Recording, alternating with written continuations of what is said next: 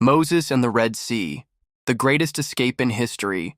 Imagine the land of Egypt, a place of mighty pyramids and powerful kings.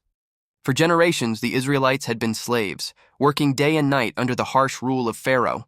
Their cries for freedom echoed through the land, and God heard them. God chose Moses, a humble shepherd with a miraculous past, to lead his people to freedom. Moses wasn't a great speaker, but God promised to be with him. With his brother Aaron by his side, Moses marched into Pharaoh's palace and delivered God's message. "Let my people go." Pharaoh refused, and Egypt was struck by 10 terrible plagues.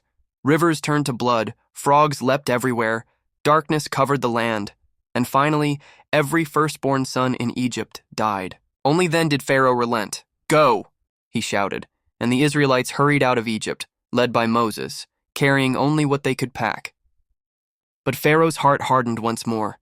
As the Israelites journeyed toward freedom, Pharaoh changed his mind and sent his mighty army, horses, chariots, and soldiers, thundering after them. Soon the Israelites found themselves trapped. In front of them stretched the vast, roaring Red Sea.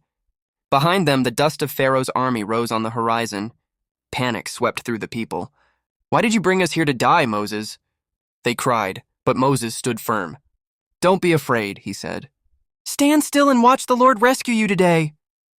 God spoke to Moses, "Raise your staff over the sea and divide the water so the Israelites can walk through on dry ground." Moses lifted his staff, and suddenly a mighty wind began to blow. The waters of the Red Sea parted, rising up in towering walls on both sides, leaving a dry path straight through the sea. The Israelites stared in awe, then hurried across the sea floor with water looming on either side. All night the people marched, young and old, carrying their children and belongings. God's presence, a pillar of cloud by day and fire by night, protected them from Pharaoh's army. Pharaoh's soldiers raced after them, charging into the path between the walls of water. But as the last Israelite stepped onto the far shore, God told Moses to stretch out his hand again. The waters crashed back together, swallowing Pharaoh's army and chariots. Not one of them survived. On the other side, safe at last, the Israelites erupted in joy. Miriam, Moses' sister, grabbed a tambourine and led the people in a song of victory. "Sing to the Lord, for he has triumphed gloriously. Horse and rider he has thrown into the sea." The journey wasn't over.